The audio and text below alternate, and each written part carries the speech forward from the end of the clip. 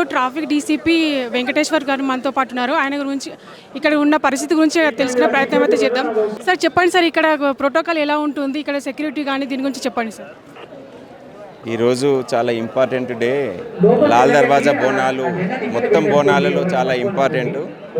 ఈరోజు విఐపీస్ కూడా పట్టు వస్త్రాలు సమర్పించడానికి చాలా టెంపుల్స్కి వస్తుంటారు. దాదాపు ఒక 10 మంది విఐపీలు మినిస్టర్స్ వేరువేరు టెంపుల్లకు పట్టు వస్త్రాలు సమర్పించడానికి వస్తారు. అదేవిధంగా భక్తులు కూడా అమ్మవారి దర్శనానికి వస్తుంటారు.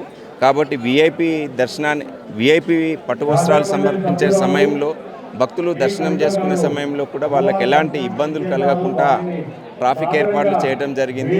లా అండ్ ఆర్డర్ వైపు నుంచి కూడా షీ టీమ్స్, అదేవిధంగా task force, AR force, law and order force అంతా కూడా కోఆర్డినేట్ చేసుకుంటూ మొత్తం పటిష్టమైన బందోబస్తును ఏర్పాటు చేయడం జరిగింది. అంటే ఎమర్జెన్సీ వెహికల్స్ ఏమైనా ఇక్కడ నిర్వహించారా సార్? వాళ్ళకి కళ్ళెదిరికి పడిపోయినా కానీ ఇట్లాంటివి ఆల్రెడీ హెల్త్ డిపార్ట్మెంట్ నుంచి అంబులెన్సెస్ని ఏర్పాటు చేయడం జరిగింది. ఇంపార్టెంట్ మెడిసిన్స్ని ఆ డిస్పెన్సరీని కూడా లైఫ్ సేవింగ్ డ్రగ్స్తో ఒక డాక్టరు, 2 స్టాఫ్ నర్సులు, ల్యాబ్ టెక్నీషియను, ఇతర సిబ్బందితో కూడా ఈ హెల్త్ డిపార్ట్మెంట్ వాళ్ళు ప్రొవైడ్ చేయడం జరిగింది.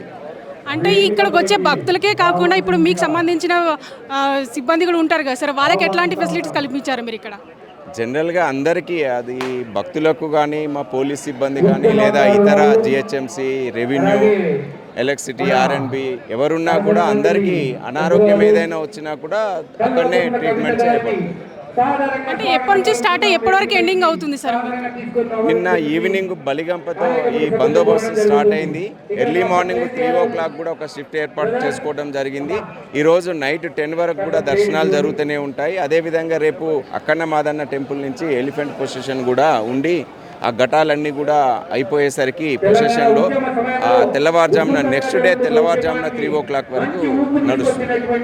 అంటే విఐపీలు వచ్చినప్పుడు హడావిడి అనేది ఎక్కువగా ఉంటుంది కదా సార్, అంటే సామాన్య భక్తులు ఇబ్బంది పడకుండా దానికి ప్రత్యేకంగా ఏమైనా తీసుకున్నారా మీరు?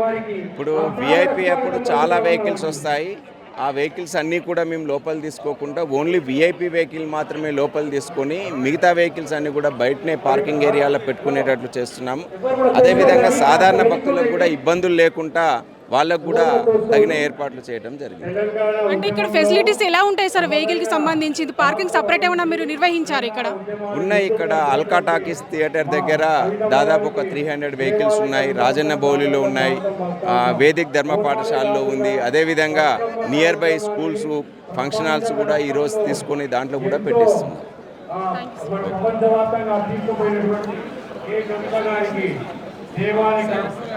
చూసారు కదంటే ఇక్కడ వచ్చే భక్తులకు ఎలాంటి ఇబ్బంది ఎదురవ్వకుండా తగిన చర్యలు తీసుకోవడం జరుగుతుందని చెప్పారు. అయితే ఎమర్జెన్సీ వెహికల్ కూడా నిర్వహించామని చెప్పారు.